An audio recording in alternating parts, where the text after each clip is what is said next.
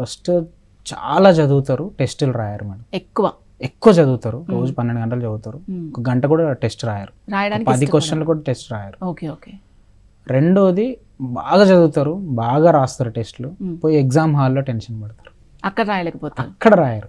అక్కడ ఒక పొద్దున 2 గంటలు, మధ్యాహ్నం 2 గంటలు. ఇవి 2 ప్యాటర్న్స్ మేడం మిస్టేక్స్లో. ఒకటి ప్రిపరేషన్లో టెస్టులు రాయకపోవడం, 2 యాక్చువల్ ఎగ్జామ్ రోజు టెన్షన్ పడడం. సో ఇవి రెండింటిని ఓవర్కమ్ కావాలి. ఫస్ట్ నేను ప్రిపరేషన్లో నేను ఒక 6 గంటలు చదివితే ఇంకా 3-4 గంటలు I use to work on my tests madam. Test రాసి వాటి సొల్యూషన్ చదివేవాడిని. ఏవి తప్పు చేశాను, ఏవి కరెక్ట్ చేశాను, ఎందుకు కరెక్ట్ చేశాను, ఎందుకు తప్పు చేశాను అనాలిసిస్ చేసుకున్నాను.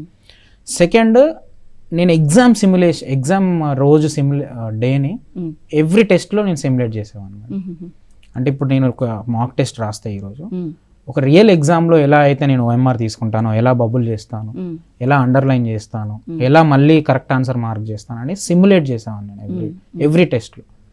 అదే నేను ఎగ్జామ్ డేలో కూడా యాజ్ ఇట్ ఈస్ ఇంప్లిమెంట్ చేసేవాడిని. సో మీరు ప్రిపేర్ అవుతూ ఉంటే ప్రిలిమ్స్కి మేజర్గా, because I cleared 4 prelims now ఇప్పటివరకు.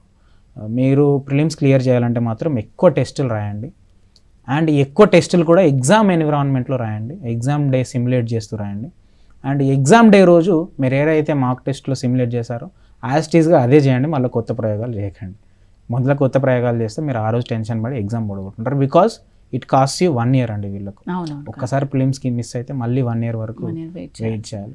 అండ్ ప్రిలిమ్స్ అవుద్దా అవ్వదా అనే డౌట్తో మళ్ళీ నెక్స్ట్ ఇయర్ కూడా ప్రిలిమ్స్ అవ్వదు, ఆ టెన్షన్తో మళ్ళీ అవ్వదు, ఇయర్ పోతుంది.